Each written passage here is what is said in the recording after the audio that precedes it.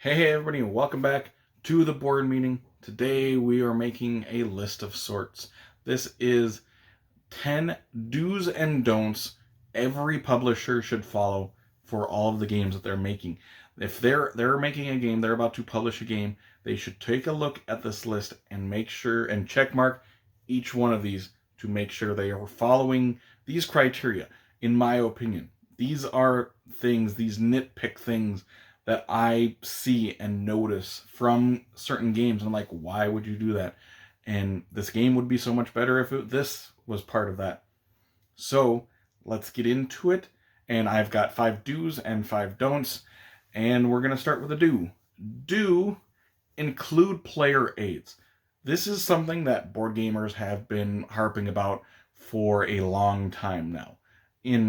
I don't understand, publishers are still not putting player aids in a lot of the games. There are player aids in a lot of games, but to me, it's almost like every game should have a player aid. Maybe not the super, super, super light games, but even like a game that you would consider light. If you just gave a person a player aid, a little card, that's the two or three things that they could do on their turn, that's going to help out a lot of people. And especially for these games, these heavier games, these medium to heavyweight games, and they don't have player aids, I'm like, how can it be 2024 and you're still not including player aids in heavy games, let alone, the lightweight games? So to me, it's just common sense that they should be putting player aids in every single one of them. Some companies are better at this than others, but this is one that has been getting called for by board gamers for years and years, and some publishers are just not getting it. So do include player aids for all player counts too. If it's a 6-player game, have 6-player aids. Next, don't make your box the wrong size or a weird shape. If I open up your Ticket to Ride size box and I open it up and there's 2 decks of cards in there, I am going to laugh at your inefficiency. It happens all the time where I'm like, this box is 98% air and there's 2 packs of cards hidden in the corner of it. And I'm like, what are you doing? And the same goes for the opposite. I have, broken out games and I punch all the games and I try to put all that stuff back in the box, and there's 3 inches of box lift after that because it's so stuffed to the gills. I don't want to have to be a rocket scientist for me to fit everything back into the box and fit into there without that box lift. Something that goes along with this, don't make it a weird shape. Don't make your game a tin. Don't make it a triangle. Don't make it a tube. Put it in a rectangle box that I can put onto my shelf with the other games.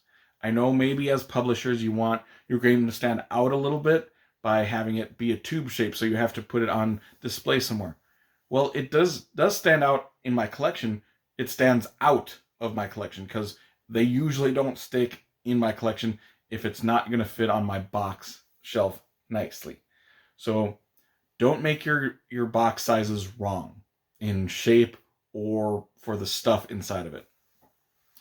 Do lots and lots and lots of play testing. I should not be able to play your game 3 or 4 times and then figure out some flaws with it mechanically. Like I play your game and I'm like, well, when I combine these 2 things, which the rules don't say I can't, it makes this endless loop and it's done. It broke the game. I should not be able to break your game after a couple plays. You should be sending your game to groups and having them play test it without you being there. And so that they can tell you, they can give you some feedback. Like this doesn't work and this mechanic doesn't really work with this. Have lots and lots of play test groups from different areas, from people you don't know, and have them give you feedback on certain things that are just not working for the game. If I play your game and I notice that there's some issues with it, I'm like, either you didn't play your game enough or you didn't send your game to play testers very much. So yes, lots and lots of play testing. Don't have lots of time between turns. Don't have lots of downtime. And games are getting better at this in the last, 5 years for sure. Either have your game have snappy, quick turns, or if there is a substantial amount of time between your turn, make sure you have done something that the players are still invested in the game, or maybe they can still do something on other people's turns where, oh, they did this, now I do this kind of thing. Make sure that there's something for you to be invested, players to be invested in on other people's turns. Because if there's 15 minutes between turns and there's nothing for you to do or pay attention to, you're going to, like a lot of people, as soon as it's done with their turn, they're like, okay, look at my phone. 15 minutes later, oh, it's my turn. Okay, boom, back into the game. I have to say a lot of games have figured out creative ways for things to happen on other people's turns that keep you interested, keep you invested. So yes, that is, don't have lots of downtime between turns. Do have a clean and clear rulebook. Have lots and lots of pictures, lots and lots of examples. Have a picture of the setup at the start of the game. Have pictures of all the components and have them labeled. So like when you're like, what is this? Oh, look at that. That's the agriculture deck. Okay, let's move on from that. There are so many times where I open up a game and I read the rule book and I'm like, after I read the rule book, I'm like, I don't really have an idea how to play this game because the rules were unclear and things were scattered around in weird positions in that rule book. If I have to read your rule book, watch a couple of videos online, and then read some FAQs online afterwards, you have failed at making a good rule book. Hire someone to do your rule book. There's a lot of people out there that make rule books and they're really good at making these rule books. Hire someone to look over your rule book, change some things, make it a good rule book. Because if you don't, rules are one of the huge barriers for new gamers to come into the game. If someone picks up your game and that's one of their first games they've ever played, and they're reading that rule book that's not good, you might have just lost a lifetime customer. They're like, well, obviously games aren't for me because I can't understand how to play this game from this rule book. So yes, have a clean and clear rule book. Next, don't make a carbon copy of other games. And this happens all the time in board gaming, where there is a certain trend that's happening and every company is like, oh, we have to make our version of that game now to capitalize on that and get some profits in. And, they just take that game, they throw a new theme on it and throw it out into public, hoping to make a couple bucks. And there's one particular genre that does this all the time, which has been like a huge turnoff for me, it's roll and write games. There are so many times where I start reading a rule book for a roll and write, and I'm like, I don't have to finish this rule book because I already know how to play this game.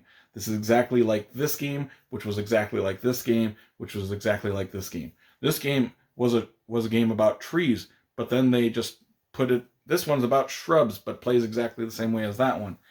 Don't make carbon copies of games. What you can do is take a look at a game and be like, oh, that's a really good game. Let's innovate and expand and tweak some things and make some interesting ideas out of this concept that they've put out. Let's make our own new thing, but expand on that one. That's fine. That's perfectly acceptable. That's how games get innovative in board gaming. So yes, don't make carbon copies of other games because that's the fastest way out of my collection if I'm like, I already have a game exactly like this. I don't need two of them. Choose which one's the best. Bye. So do show me your game. Show me your game on the back of your box. And this happens so often where I'm at a game store and I'm like looking around the shelf. I'm like, oh, this game, the artwork looks pretty nice on that box cover. And I flip it around and I look on the back and I still don't know what that game looks like. You have not showed me any pieces of that game. I don't know what the board looks like. I don't know anything about it other than a paragraph that you've written. I want to see your game. Why are you trying to hide your game from me? is that game in my back of my head, I'm kind of thinking like, is your game like that bad looking? I don't want to have to buy this game, bring it to my house, and then open it up and be surprised by what's inside. What are the contents of this box? Don't make me be surprised. I want to see what's in the game while I'm at the store. So yes, do show me your game on the back of the box. Don't make your game a campaign only game. And this happens a lot now. There are so many campaign games out there where it's only campaign. So if you play this game, you're going to have to go through the campaign.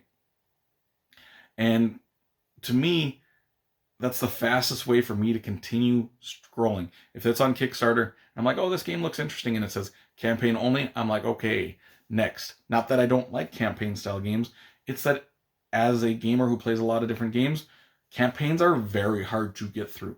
I have dozens of games that I'm in the middle of a campaign for. I don't need any more. So what you can do, what a lot of people do, is make your game, you can play this as one-shots for different scenarios, or you can play it as a campaign. And then I will continue to look at that. My interest will still be there to look at that game. And maybe I'll play that game a couple times and I'll be like, this is a good game. I want to go through the campaign now. And then I will go through the campaign after playing the game, like the one-shots, a couple times. So yes, don't make your game campaign only. Do put an importance on artwork. Artwork is so important in board gaming. It is the fastest way to bring in people and the fastest way to turn away people from the box cover alone. So if I am at the store and I see two different covers and one's like looks really cool for the artwork and the other's just really bland and boring, I'm going to look at the cool one, and there's way more chance of me buying your game when it's got that good artwork. And I'm not just talking about the box cover, but that box cover brings you in initially. And then you look on the back and you see the artwork of some other things maybe, and you're like, okay, this game has got great artwork. And when I'm playing a game and say it's an okay game that has amazing artwork, there's a decent chance I'm going to come back to the game even though it's just okay. If the game is okay and it's got bad artwork, that game is probably never coming back to the table. Don't go out and hire a good artist. Don't hire your cousin who's okay at art.